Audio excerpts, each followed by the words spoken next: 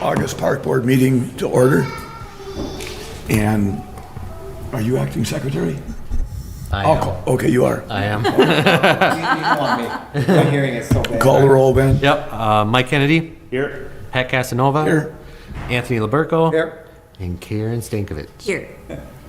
Okay. Do we have any comments from citizens before we get into our meeting? Yep. I have a comment. Yeah, I'll try to keep it brief. Come on up to the podium. So I wrote it out. okay. Keep it brief. Hi. I'm Laura Carlson, and my family and I moved to Hudson 6 years ago this month. We have 6 kids. We love Hudson. We love the river.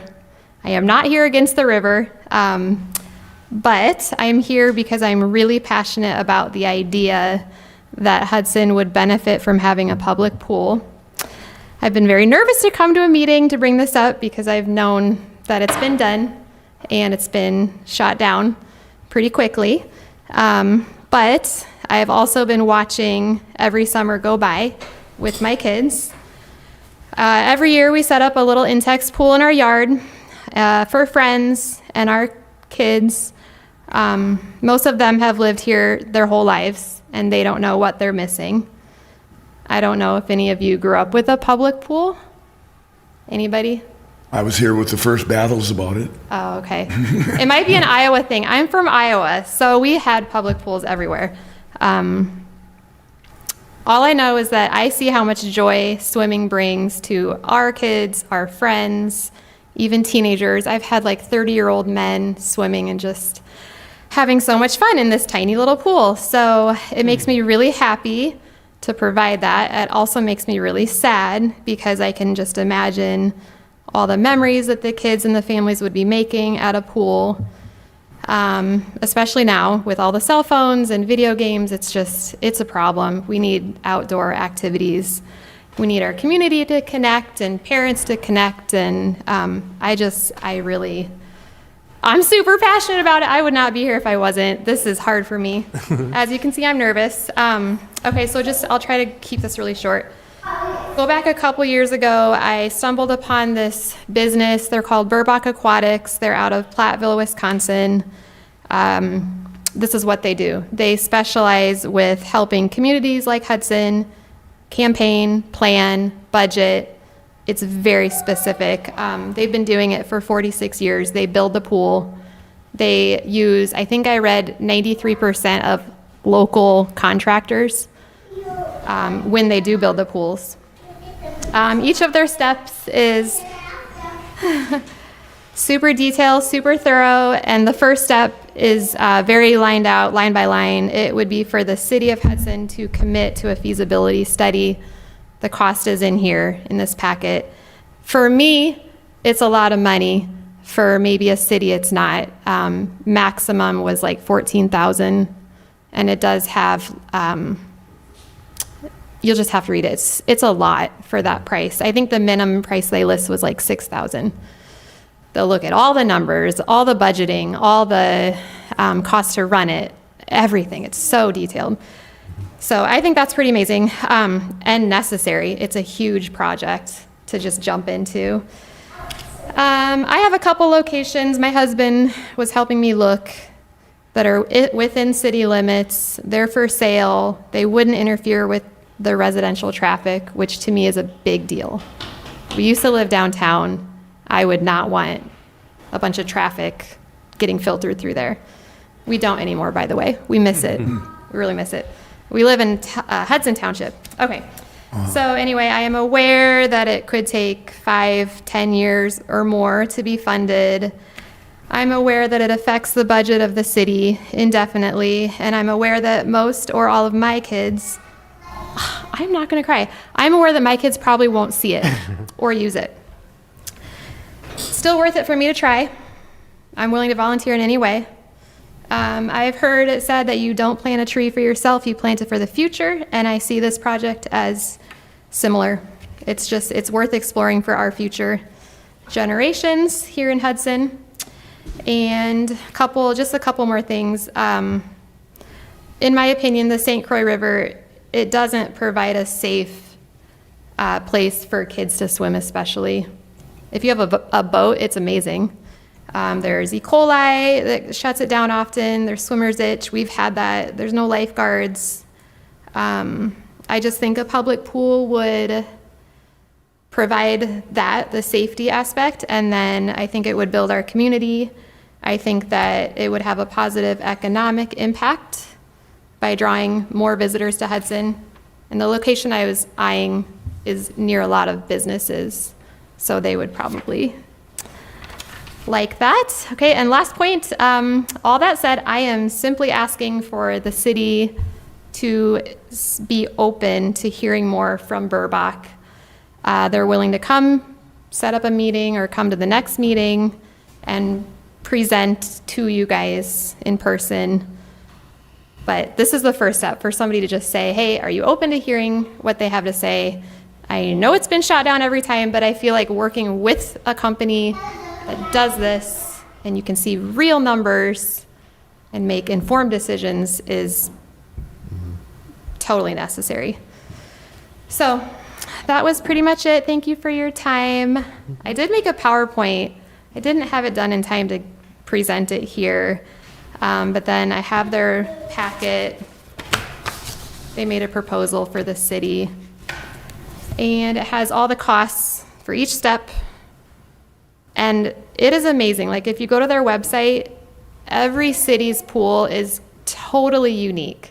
There was one with a hockey rink. There's just lazy river or simple. I think one town had like a swim team, so they have a really big lap pool. So super unique. They're amazing, and they're really good to work with. They're really kind. So that's pretty much it. Oh, I have one more quote, and then I'm done.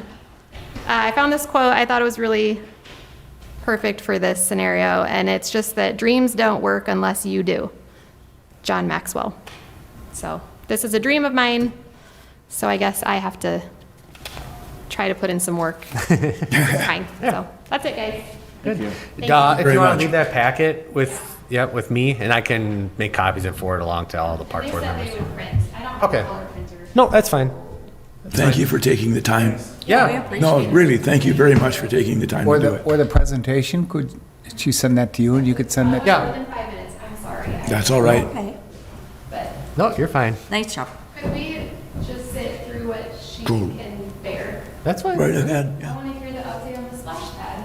Oh, yeah. But that's a great thing too. Oh, So we just wait for a minute. Do you want me to address that at all now, or do we just, no, okay. So, we can talk about it, put it on a future agenda. yeah, that's what I was gonna say, yep. Put it onto there. Approval of the past minutes. There was a copy that went out in the packet. Anybody have any changes? Go ahead. Yeah, I move that we approve.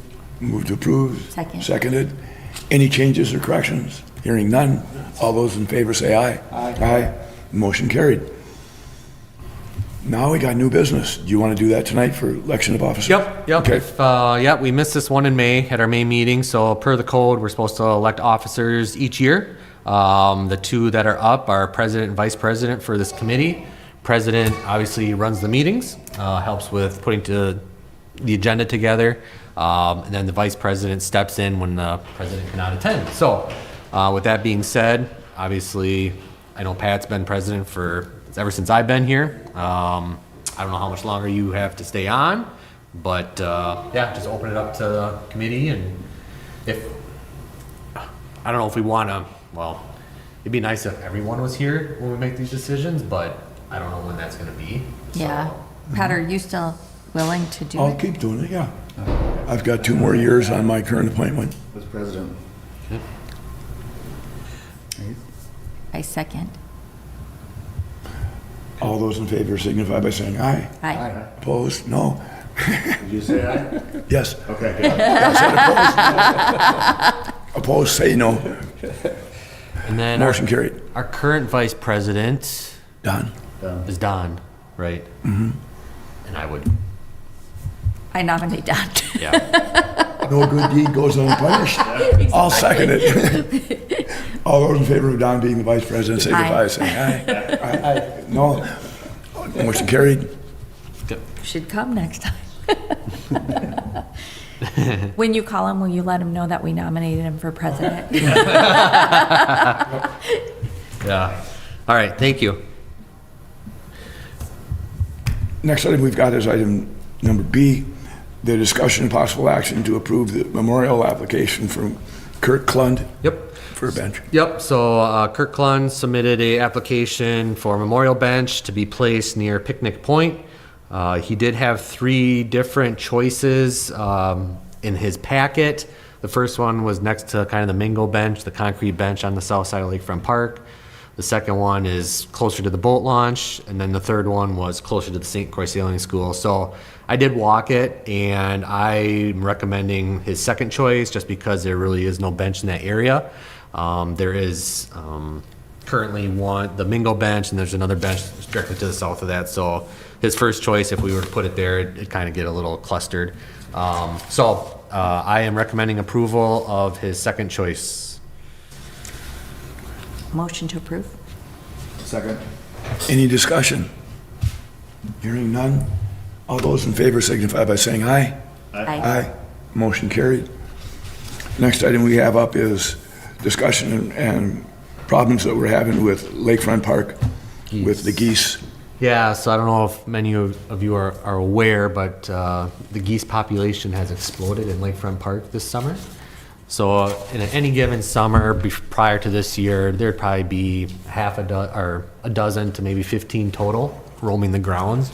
Enough that you wouldn't really notice much of a mess that they make. From time to time you would.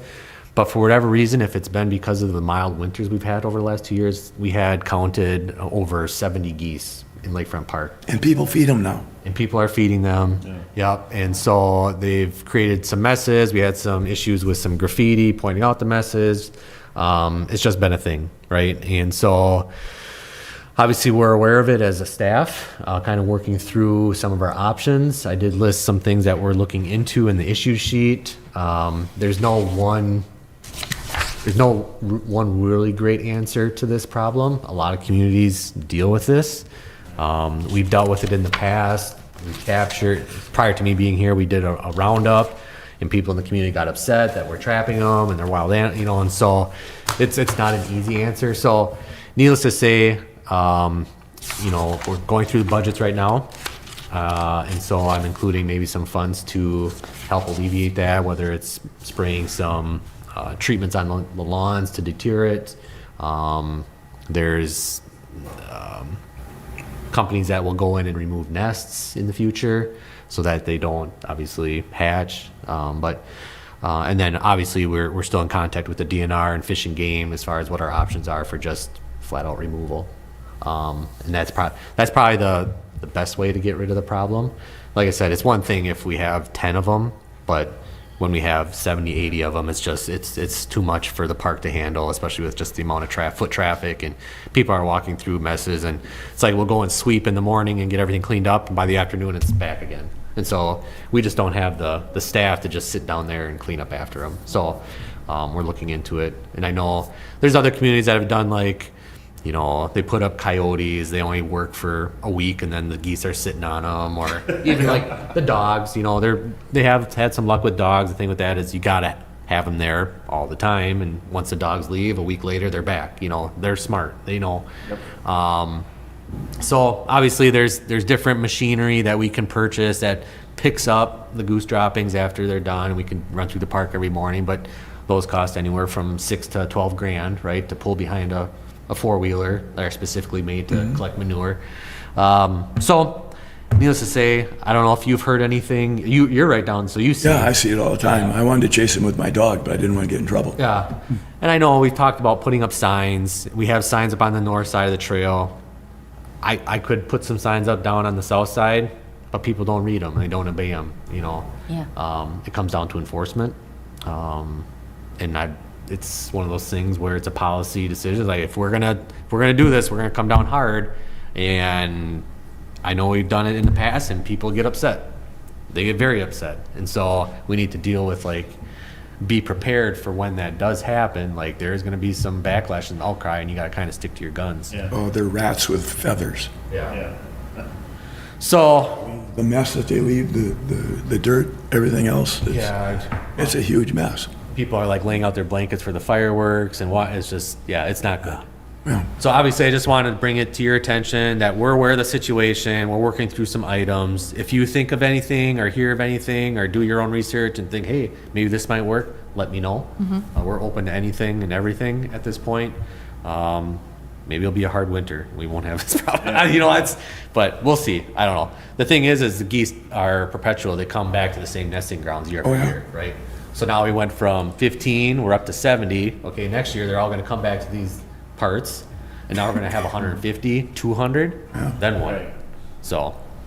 And water quality Goose feed. is probably impacted, right? Yep, and that's where it comes back to water quality and the St. Croix River and dealing with E. coli and, you know, people feeding the geese and all the birds over the winter time. People love, you know, this, it's open water here, you know, and people feed them, and you got 300 waterfowl sitting in the bay all winter long, and then we wonder why we have E. coli problems during the summertime. Yep. So it's kind of a catch-22. We do have with what you said, we do have, take away the bird problem, we do have a great beach in the city. It's unfortunate that, you know, it doesn't flow as fast so that we do have this. So the idea of just letting it happen and then trying to buy a sweeper to sweep it up every day, I think we have to figure out a way to, you know, step one, don't attract them, which is the feeding, and maybe we get a little more aggressive. I know we don't have a lot of police looking for stuff to do, but possibly we do a little bit more of an education program that someone, maybe you do get a warning your first time, but there's someone there. Handing out tickets, maybe through the newspaper, we say, this is, you know, that beach didn't just get contaminated one day. We all kind of had a part in allowing it to build up. And then, you know, getting rid of the nests and we do something at the marina, kind of on the sly. I don't know how you could do that in a city, but a few of us that have hunting dogs say it's okay to let them off the leash because I know your dog's not going to go crazy, and scare them. That's nature scaring nature, and they'll get into the eggs and they'll get in the nest. So you try to, you know, get rid of that on the front end. So as opposed to spraying and then just kind of cleaning up all the time. Right. I think you're right. I think we have to be more aggressive. Otherwise, we're gonna have this problem twofold next year. So Can we make it not illegal for somebody's dog to chase the geese away? So if I'm down there with my dog or you're down there, I mean, I know half a dozen people who train down there who would let their dogs chase them away. The thing is, if we weren't going to get in trouble. I believe the current ordinances state that if the dog is in a park, it's supposed to be leashed. So Or under control. Well, I think it says leashed. Yeah, but Yeah. Are they still not allowed on the beach? The dogs? Yeah. no pets. Yeah. Yeah, no pets. So, I mean, we would have to do an ordinance amendment, or I'd have to talk to Nick Vivian on how that would work. yeah, So, but, yeah, that's, there's so many of them, it's just oh, yeah. really a pain. Yeah. But, Okay. That's going to be a tricky one. yeah, it will yeah. be. It will be. Anybody caught feeding the geese will have to pick up the poop. Oh, there you go. Oh, yeah, that'd be great. That would be a good one. Yeah. So we like Don, the head goose control. Yeah, There you go. Let him know that too. Should come next time. All right, that's all I have for that one. When the grain elevator used to be up, there used to be a whole lot more in ducks. Oh yeah. People would go by with a fish net and Huh. grab one and have a duck dinner. Yes. Next, we have discussion of our layout Yeah. for Meadowlark Lane Park. Yep, so this is a rough schematic. Tiffany Weiss, our city planner, put this together. So it's not in great detail, but kind of gives you an idea of what we're thinking. And obviously, this is open for discussion on the location. So basically, when we did the survey of the adjacent residents there, the things that came back were, you know, they wanted a playground, a place to walk, some sidewalks, a pavilion, maybe some bench seating, shade trees, parking, and then athletic courts was kind of lower on the list, but it was regardless on the list. So with that bit of information, I kind of gave it to her and she kind of ran with it. And this is what she came up with. And the couple things that I wanted to point out is the biggest change that I see is obviously the parking. Right now, it's a cul-de-sac on the end of that street, Meadowlark Lane. So per this rendition, it would actually kind of convert that into more of a hammerhead, and we would have to follow the NFPA, National Fire Protection Agency standards as far as how big that would be so they can turn their fire trucks around in there. But by doing this allows people to park there, and if they want to use a pavilion for a family gathering, a picnic, that they don't have to, trudge all their coolers and stuff from their homes. They can drive the car down there and park and unload it there. So for that reason, Tiffany placed the pavilion closer to the parking area, and then off the pavilion is the playground. So, and then she's showing some sidewalks throughout. The one thing that I would maybe make a comment is how the sidewalk it'd be towards the east, towards the Boucher apartment, kind of goes into that open space. I would try to maybe not put something directly through that open space for any type of future development, whether they wanted to put like, kind of in this area here. Yeah. If they wanted to put some type of athletic, a pickleball court or a basketball court in the future, I think I would try to maybe move that sidewalk or closer to the perimeter, or maybe just eliminate it altogether through that area. So, like I said, it's tough to put walking trails or sidewalks in a 2-acre parcel. I mean, what are you really gaining, right? And so, do we really want to pursue that? That's up for you to discuss, especially now that, we have a walking trail connection that goes in front of the Boucher Apartments along Old Highway 35. You can hook on to Hanley. Hanley can go all the way, and we got a grant to do a missing connection on Hanley Road. There's a walking trail that's missing from Nemacoggin to Hagan Street by the new PD. So we got a grant to install a walking trail there. Cool. Good. So that'll make that connection. So theoretically, You don't need it. right. here. Yeah. So a person could get on the trail system here and walk all the way down and around, back out to Grandview Park to the high school and be on a walking trail. Nice. So I don't know how much we want to pursue having internal trails on a 2-acre parcel. So, but yeah, that's kind of the gist of it. Obviously open to your initial gut reactions, what you like, what you don't like. Do you agree with me on the sidewalks in the park? Would these be concrete, the sidewalk? Yeah, that's what we were thinking. Okay. But if there were wood chip or something, then you could easily move them and Right, redevelop them. right.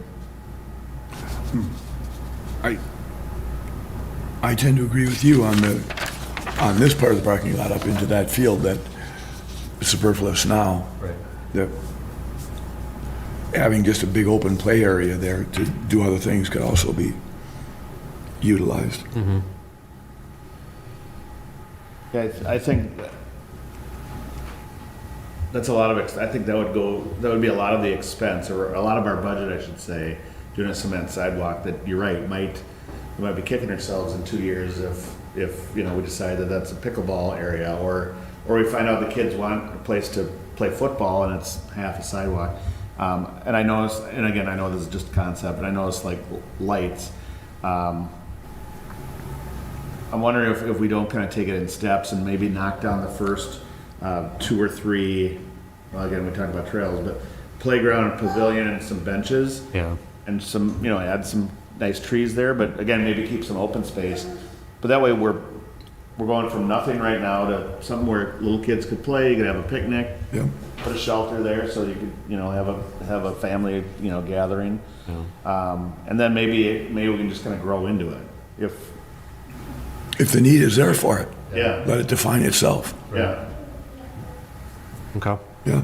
Yeah, I like that idea. You good with that, Karen? You good with that, Anthony? Okay. All right. Changing the parking area from a cul-de-sac to that hammerhead, that makes sense to everyone? Okay. All right. And then keeping that area open. Okay. That's good. That's what I needed. Good. So I'll make some changes, and then I'll probably bring it back one more time, just kind of get your approval on it, and then from there, I'll start the process of getting some quotes together for equipment and pavilions and the parking lot area. And we would do it all as one package. So, or maybe we can do the parking lot as part of a project next year in the streets, Yeah. so that we can bid that out as part of that, but using park trust funds, because we'll fund this improvement through the Parkland Trust Fund. Okay. The Yeah. South of I-94 monies. That's what it's there for. So new park improvements. So, all right, great. Thank you. That's it with new business. For old business, the splash pad. Yep, so update on the splash pad. I did hear back from the installer this morning, thankfully. So they are gonna be here on Monday, starting on Monday to do the install. Okay. They figure it's gonna be a 2-month process. So probably all of August, all of September. And so obviously being in October, probably not gonna have it on this season, but at least it's gonna be starting to be installed, because I was getting a little worried. Because they initially told me they were gonna be here early June. Well, here we are in August, and so. I have a question. I've been thinking about this. Last year, we decided not to start it because we didn't want to start it and then close it down. Yep. If we would have started last year, would we have been in better shape this year? Just kind of learning. Yeah, if hindsight 2020, yeah. Of course. We probably should It's have. Yeah, but I mean, I pursued was it like, harder. darn it. I know. You know, we missed that opportunity. Exactly. Yeah, so. Exactly. And I mean, granted, the weather has been bad this year, but they knew that we were on the docket and we were on the schedule. They should have, and it's not like it's an overly complicated pad. I mean, it's not. So they pushed us back, Yeah. yeah. Yeah. And so, yeah, that's kind of the update on that. So, like I said, they're gonna start on Monday, and from our end, we have the water ran out to it, we have the power ran out to it. We do need to install a shower on the outside of the White Camp Park per state code, plumbing code.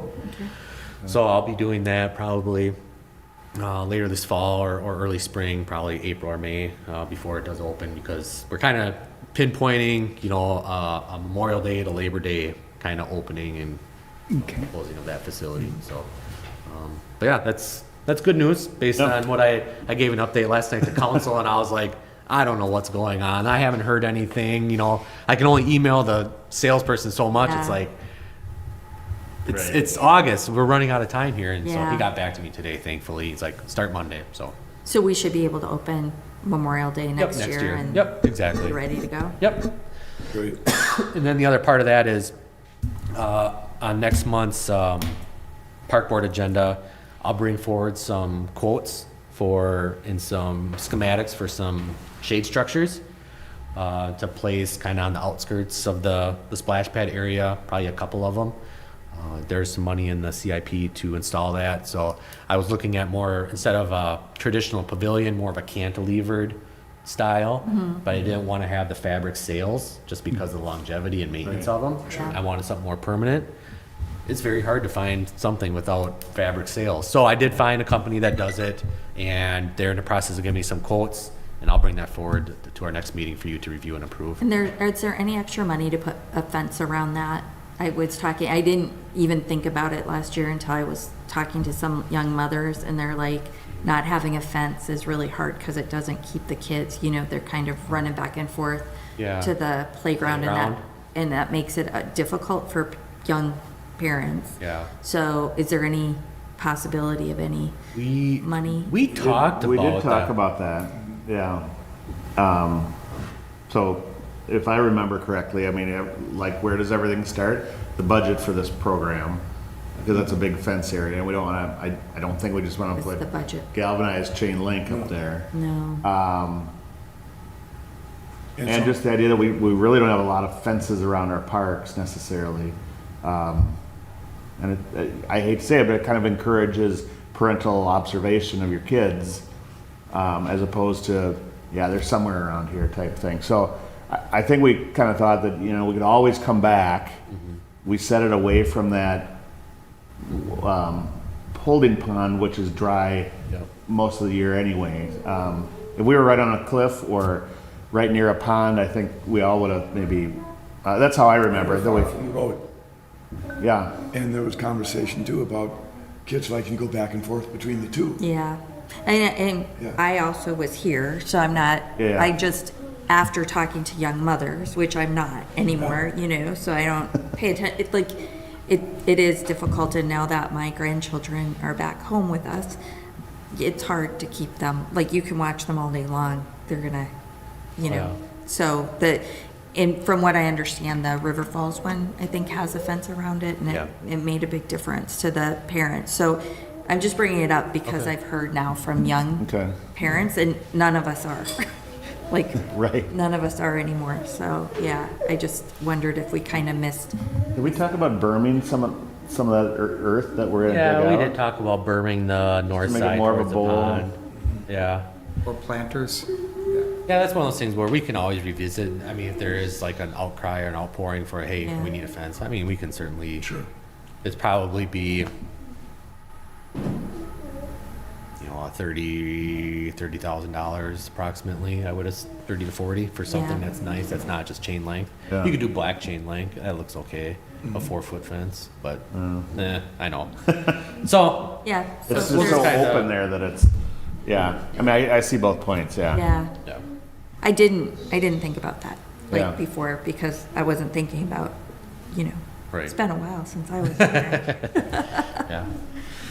And then just the point is Cottage Grove actually has a pretty nice one on 70th and Hinton.